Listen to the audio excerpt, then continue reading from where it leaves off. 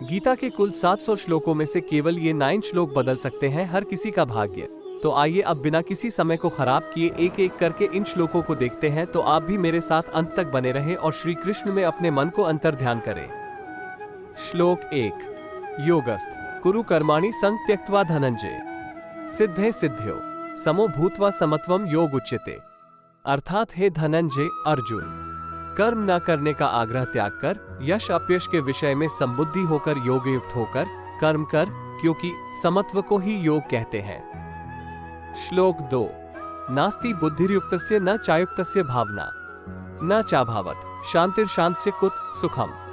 अर्थात योग रहित पुरुष में निश्चय करने की बुद्धि नहीं होती और उसके मन में भावना भी नहीं होती। ऐसे भावना रहित पुरुष को शांति नहीं मिलती और जिसे शांति नहीं उसे सुख कहां से मिलेगा। श्लोक 3। विहाय कामाय यह कर्वा पुमांश्चरति निष्प्रय निर्ममो निरहंकार स शांतिमधिगच्छति। अर्थात जो मनुष्य सभी इच्छाओं व कामनाओं को त्याग कर ममता रहित और अहंकार रहित होकर अपने कर्तव्यों का पालन करता है उसे ही शांति प्राप्त होती है। श्लोक 4। न हे कश्चित् क्षणमपि जातु तिष्ठत्य कर्मकृत कार्यते ह्यश कर्म सर्व प्रकृति जैर्गुणे। अर्थात कोई भी मनुष्य क्षण भर भी कर्म किए बिना नहीं रह सकता। सभी प्राणी प्रकृति के अधीन है और प्रकृति अपने अनुसार हर प्राणी से कर्म करवाती है और उसके परिणाम भी देती है। श्लोक 5। नियत कुरु कर्म त्वम कर्म ज्यायो ह्यकर्मण शरीर यात्रापि च तेन प्रसिद्धेद कर्मण। अर्थात तू शास्त्रों में बताए गए अपने धर्म के अनुसार कर्म कर, क्योंकि कर्म न करने की अपेक्षा कर्म करना श्रेष्ठ है तथा कर्म न करने से तेरा शरीर निर्वाह भी नहीं सिद्ध होगा। श्लोक 6।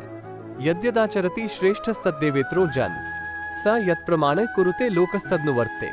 अर्थात श्रेष्ठ पुरुष जैसा आचरण करते हैं सामान्य पुरुष भी वैसा ही आचरण करने लगते हैं। श्रेष्ठ पुरुष जिस कर्म को करता है उसी को आदर्श मानकर लोग उसका अनुसरण करते हैं। श्लोक 7। न बुद्धिभेदम जन्येद ज्ञान कर्म संगिनम जोशेत सर्वकर्माणि विद्वान युक्त समाचरण। अर्थात ज्ञानी पुरुष को चाहिए कि कर्मों में आसक्ति वाले अज्ञानियों की बुद्धि में भ्रम अर्थात कर्मों में अश्रद्धा उत्पन्न न करे, किंतु स्वयं परमात्मा के स्वरूप में स्थित हुआ और सब कर्मों को अच्छी प्रकार करता हुआ उनसे भी वैसे ही करावे। श्लोक 8। ये यथा मां प्रपद्यन्ते तांस्थैव भजामयहम् मम वत्रमानुवर्तन्ते मनुष्य पार्थ सर्वश। अर्थात हे अर्जुन, जो मनुष्य मुझे जिस प्रकार भजता है यानी जिस इच्छा से मेरा स्मरण करता है उसी के अनुरूप मैं उसे फल प्रदान करता हूँ। सभी लोग सब प्रकार से मेरे ही मार्ग का अनुसरण करते हैं। श्लोक 9। कर्मण्येवाधिकारस्ते मां फलेषु कदाचन मां कर्मफल हेतु अभूर्मा ते संगो सुकर्मणि। अर्थात भगवान श्री कृष्ण अर्जुन से कहते हैं कि हे अर्जुन, कर्म करने में तेरा अधिकार है, उसके फलों के विषय में मत सोच, इसलिए तू कर्मों के फल का हेतु मत हो और कर्म न करने के विषय में भी तू आग्रह न कर। तो आपको ये वीडियो कैसा लगा कमेंट करके जरूर अपनी राय दें और ऐसे ही ज्ञानवर्क वीडियो के लिए हमारे चैनल को सब्सक्राइब जरूर कर लेवे। जय श्री कृष्णा। राधे राधे।